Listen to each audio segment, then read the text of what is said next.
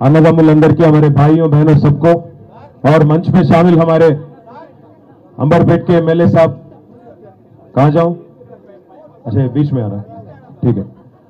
अंबरपेट के हमारे एमएलए साहब कालेर वेंकटेश गारू, పెద్దలు గౌరవనీయులు మాజీ మంత్రివర్యులు సనత్ నగర్ ఎమ్మెల్యే అన్న తలసాని శ్రీనివాస్ యాదవ్ గారు, పెద్దలు మాజీ హోంశాఖ మంత్రివర్యులు అన్న మొహమ్మద్ మహమూద్ అలీ గారు ఎమ్మెల్సీ గారు, ఎల్బీ నగర్ ఎమ్మెల్యే గౌరవనీయులు సుధీర్ రెడ్డి అన్న గారు, గౌరవనీయులు ముట్టా గోపాల్ గారు మన మషీరాబాద్ ఎమ్మెల్యే సాబు, మాజీ మంత్రి శ్రీనివాస్ గౌడ్ సాబ్, ఉప్పల్ ఎమ్మెల్యే గారు గౌరవనీయులు బండారు లక్ష్మారెడ్డి గారు, హైదరాబాద్ నగర బీఆర్ఎస్ ప్రెసిడెంట్ గారు, జూబ్లీ హిల్స్ ఎమ్మెల్యే గౌరవనీయులు మాగంటి గోపీనాథ్ గారు, మరి సర్వీస్ లో ఇక్కడ ఉన్న పోలీసులు మా వాళ్ళు చాలా మంది ఉన్నారు.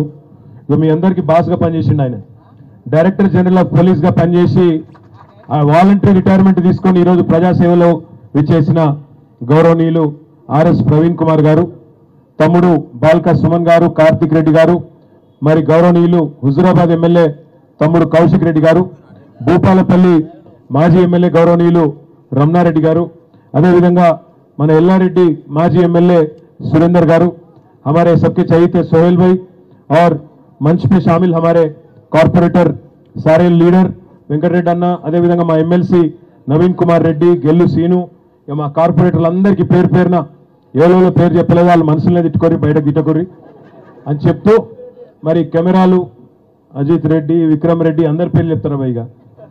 అయితే ఇంతమంది ఇంత మరి పనులన్నీ బంద్ చేసుకొని ఎల్లుండి నుంచి నిజానికి బతుకమ్మ పండుగ షురు అవుతుంది. రేపటి నుంచి, ఎల్లుండి నుంచా? రేపటి నుంచి. ఇక పండుగ సుఖం లేదు, పెద్దలకి ఇవాళ బియ్యం ఇచ్చి రేపటి నుంచి పండుగ, బతుకమ్మ పండుగ చాలు కావాలి. 10 రోజుల దసరా, తెలంగాణలో అన్నిటికన్నా పెద్ద పండుగ అంటే దసరా. కానీ ఇలా హైదరాబాద్లో లక్షలాది మందికి నిద్ర లేకుండా చేసి, హైదరాబాద్లో ఉండే లక్షలాది మంది పేదలకు ఇవాళ ముఖ్యంగా ఎప్పుడు మా ఇల్లు కూలగొడతారో, ఎప్పుడు మా ఇంటి మీదకి బుల్డోజర్ పంపుతాడో అన్నట్టు रेवंत रेड्डी प्रभुत्व వచ్చినాక आज चैन की नींद भी नहीं मिल रही हैदराबाद में गरीबों को। मैं बस एक चीज कहना चाहता हूं, हमारे जो कमर साहब यहां बोले, बाकी लीडर भी जो बोले, మీ అందరితో నేను చెప్పేది ఒకటే, మనము ముందుగా మన హక్కులు మనం తెలుసుకున్నప్పుడు మన ఏ ప్రభుత్వం కూడా ఇష్టం వచ్చినట్టు మన మీదకి రానికే ఉండదు. ఇక్కడ మనం అడగవలసింది ఒక ప్రశ్న ముందుగా, సరిగ్గా 10 నెలలు అయింది రేవంత్ రెడ్డి అడిమారి గుడి దెబ్బల ముఖ్యమంత్రి అయిపోయి 10 నెలలు అయింది. హైదరాబాద్లో మీరు ఎవ్వరు ఓట్లు వేయలే, అంబర్పేటలో మీరు అందరూ వెంకటేశ్వరకే వేసిర్రు, హైదరాబాద్లో మొత్తం మనకే వేసిర్రు. అందుకే హైదరాబాద్ మీద పగబట్టిండు. ఏమో నాకు ఒక్కరు ఓట్లు వేయలే, ఈ గరీబ్ వాళ్ళందరూ కాంగ్రెస్ ఖిలాఫ్ ఉన్నారు, ఇట్లనన్నా చేసి వీళ్ళను కూలగొట్టి ఆగం చేయాలి మీ బతుకులని చెప్పి ఇలా పగబట్టిండు రేవంత్ రెడ్డి. కానీ ఒక్కసారి యాద్ చేసుకోండి, ఏం చెప్పిండు 10 నెలల ముంగట? అప్పుడు ఇక్కడ ప్రచారంకి వచ్చిండు, తిరిగిండు, ఏం చెప్పిండు? కేసీఆర్ 2000 పింఛన్ ఇస్తుండు, ఇంట్లో అవ్వనో అయ్యనో ఇద్దరు ఒకరికే ఇస్తుండు, ముసలవ్వకో ముసలోన్కో. నేను ముఖ్యమంత్రి కాగానే ముసలోన్కి ఇస్తా, ముసలయ్యకి ఇస్తా, ఇద్దరికి ఇస్తా. కేసీఆర్ 2000 ఇస్తా అన్నాడు, నేను 4000 ఇస్తా. అవ్వకేమో అత్తకేమో 4000, కోడలుంటే కోడలకు 2500, 2500 ఇస్తా. చెప్పిండా లేదా ఇవన్నీ? 6 గ్యారంటీలు అన్నాడా? ఇంటింటికి దస్కత్ పెట్టి పంపించిండా? వచ్చినాయా 2500, 4000 వచ్చినాయా? వచ్చినాయండి సీక్రెట్కి ఇక్కడ ఏమన్నా రాకపోతే రాలేని గట్టిగా ఇప్పుడు వచ్చినాయా రాలేదా? కేసీఆర్ 1,00,000 రూపాయలు ఇస్తుండే లగ్గం చేసుకుంటే పేదోళ్ళు, నేను మీదకెళ్ళి తులం బంగారం ఇస్తా అన్నాడు. వచ్చిందా తులం బంగారం? తులం ఇనుమని వచ్చిందా మీకు? బంగారం రాదు, ఇనుము రాదు, మన్ను కూడా రాదు. ఇంకెన్ని కథలు చెప్పిండు? రైతులకు కేసీఆర్ 10,000 ఇస్తుండు, నేను 15,000 ఇస్తా అన్నాడు. ఇచ్చింది ఎవరికైనా రైతులకు? 6 గ్యారంటీలు 100 రోజులు అన్నాడు, 300 రోజులు అయింది, 300 రోజులు అయింది ఇప్పటికి. వచ్చినాయి ఒక్కలకన్నా ఒక బుడ్డ పై సంబంధించేమో బుడ్డ పైసి. మూసీ మే లూటో ఢిల్లీ మే బాటో. మూసీల నట 1,50,000 కోట్ల రూపాయలతోని, 1,50,000 కోట్లు, 1,50,000 రూపాయలు కాదు, 1,50,000 కోట్లు అంటే ఎంతనో ఎరికేనా?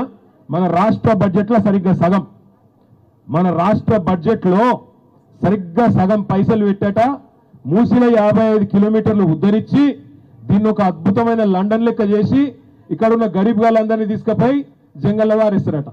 మరి ఊకుందామా సపరేక? మేమందరం ఎక్కడ అక్కడ పోవాలన్నా? మరి 38 ఇండ్లకు రంగులేసిపోయినరట, ఆర్బిఎక్స్ అని. రంగులేసిపోతే నేను మీ అందరినీ కోరేది ఒకటే, లక్ష్మి ఇంటి మీద కోతురులే, రత్నకి ఇంటి మీద కోతురుతి, సపరేక నా పనికి నేను పోతా, నాకేం గరుజు, ఆమె ఇల్లు గుల్లబడితే నాకేమైంది, ఇదివరకు ఒకసారి నన్ను తిట్టింది కాబట్టి ఇప్పుడు నేను ఆమె ఇంటికాడికి పోను అంటే నడవది. ఒక ఇంటి మీదకి వస్తే కాదు, మన పంచాయతీలు ఉంటాయి, ఇంటి పక్క ఇళ్ళనకు ఉన్నాయా? గా మాత్రం తాకట్లు ఉన్నాయా? కానీ ఉంటాయి, ఇంట్లో కూడా తాకట్లు ఉంటాయి, పంచాయతీలు ఉంటాయి, లొల్లులు ఉంటాయి, అప్పుడప్పుడు కొట్టుకుంటూ తిట్టుకుంటూ ఉంటుంది. 3 పిల్లల పంచాయతీలు ఉన్నాయా? ఉంటాయా? ఉన్నాయా? లగ్గంగానే లెక్కున్నారా? ఏందిడా అందరు లగ్గం చేసుకునేలే కదా. మీరు మీ భర్తలను తిట్టరా? అప్పుడప్పుడు ఎండ పెట్టరా? అదన్నీ ఇంట్లోనే చూసుకోవాలి. బయట వస్తే ఊకుంటామా మన మీదకి? ఇది కూడా గంతే. మీ లంక మీదకి బుల్డోజర్ వచ్చినా, ట్రాక్టర్ వచ్చినా ఇవి రానియకుండా ఇక్కడనే కంచె అడ్డం పెట్టుండ్రి, మొత్తం అందరూ వచ్చి తలుకోండి. ఆ డ్రైవర్ని అడుగుండ్రి, ఆ బుల్డోజర్ డ్రైవర్ను, అన్న నీకు కొంపున్నదా? నీకు ఇంటికాడ పిల్లలు ఉన్నారా? భార్య ఉన్నదా? నీ ఇంటి మీదకి ఎవడన్నా బుల్డోజర్ చేస్తే నువ్వు ఊకుంటావా అని అడుగుండ్రి. 40 ఏళ్ళకెళ్ళి 50 ఏళ్ళకెళ్ళి ఇక్కడనే ఉంటున్నాం, రిజిస్ట్రేషన్లు అయినాయి, మాకు పర్మిషన్లు ఉన్నాయి, ట్యాక్సులు కడుతున్నాం, ఏ లెక్కన గులగొడతామని అడగాలి. ఇలా ఇందిరమ్మ రాజ్యం అన్నాడు. ఇందిరమ్మ చెప్పిందా? సోనియమ్మ చెప్పిందా ఇల్లు గులగొట్టమని? ఎవరు చెప్పిండు? ఎవరు చెప్పలే. ఇందిరమ్మ రాజ్యం ఇల్లు కట్టిస్తా అన్నావు, ఇల్లు గులగొడతా అని చెప్పలే. అయినా నాకు తెలియక అడుగుతా, ఇయ్యాల ఇక్కడున్న ఒక మల్లయ్య ఇల్లు గులగొట్టి అక్కడ మాల్ కడితే ఏమొస్తుంది నీకు? మల్లయ్య ఇల్లు బుడ్డ ఇల్లే కావచ్చు, 100 గజాలలో ఉండొచ్చు, దాన్ని గులగొట్టి పక్కన వాళ్ళ ఇల్లు గులగొట్టి హోటల్ కడతా, మాల్ కడతా, పెద్ద పెద్ద పార్కులు కడతా, ఎవరి కోసం? ఇక్కడ ఉన్నాయన్ని బొందల గడ్డలు చేసి ఇక్కడ ఉన్న వాళ్ళందరినీ లేపేసి దాని మీదకి వెళ్ళేదో కడతా అంటే ఎవరి కోసం అని నేను అడుగుతున్నా. నువ్వు చెప్పిన మాటలేండి? గవర్నమెంట్లకు రాకముందు గరీబులను మంచిగా చూస్తా అని చెప్పినావు, రైతులను మంచిగా చూసుకుంటా అని చెప్పినావు, పెద్ద మనుషులు నడుచుకుంటా అని చెప్పినావు, అత్తలను చూసుకుంటా, కోడలను చూసుకుంటా, నల్ల బిల్లులు కడతా, కరెంటు బిల్లులు కడతా, మీరు కట్టే అక్కర్నే లేదు, సోనియా గాంధీ కడుతుంది, ఫ్రీ గ్యాస్ ఇస్తా, ఫ్రీ బస్సు పెడతా, ఇన్ని కథలు చెప్పిండు. ఇవాళ ఎప్పుడైనా చెప్పిండా ఇల్లు గులగొడతా అని? ఇల్లు గులగొడతా అంటే ఓట్లు పడుతున్నానా? మరి ఇంకొక మాట అడుగుతున్నా, ఇక మీరు గెలిపించిన ఎమ్మెల్యే ఇక్కడ ఉన్నాడు, మీరు గెలిపించిన ఎమ్మెల్యే మీకోసం కాలేరు వెంకటేష్ నేను అడ్డం వస్తా అని చెప్పి ఆయన ఇక్కడ నిలబడ్డాడు. మరి నేను ఒక్క మాట అడుగుతున్నా, నేను ఒక్క మాట అడుగుతున్నా, మీరు గెలిపించిన ఎంపీ ఏడవేండు? మీరు గెలిపించిన ఎంపీ, మీరు ఓట్లేసి అంబర్పేట నుంచి గెలిపించిన కిషన్ రెడ్డి ఏడవేండు? ఎందుకు మాట్లాడతలేడు? మరి ఏం ఇద్దరేమైనా బదులుకున్నారా ఏంది? కిషన్ రెడ్డి, రేవంత్ రెడ్డి బదులుకున్నారా గరీబ్ గాలను లేపేమని? అందుకే నేను అడిగేది మిమ్మల్ని అర్థం చేసుకోండి. ఎవరు గరీబులతో ఉంటారో అర్థం చేసుకోండి, ఎవరు మీకు కష్టం వచ్చినప్పుడు మీతో ఉంటారో చూడుండ్రి, ఎవరి నియతేందో తెలుసుకోమని చెప్పి నేను అడుగుతా ఉన్నా.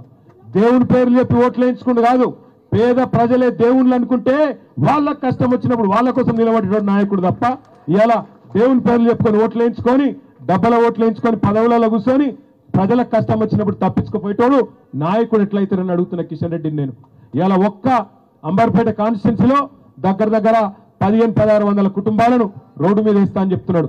నేను వెంకటేష్ అన్న చెప్తున్నా, బయటికి చెప్పే లెక్కలు వేరున్నాయి, లోపల లెక్కలు వేరే అలాగే ఉన్నాయి.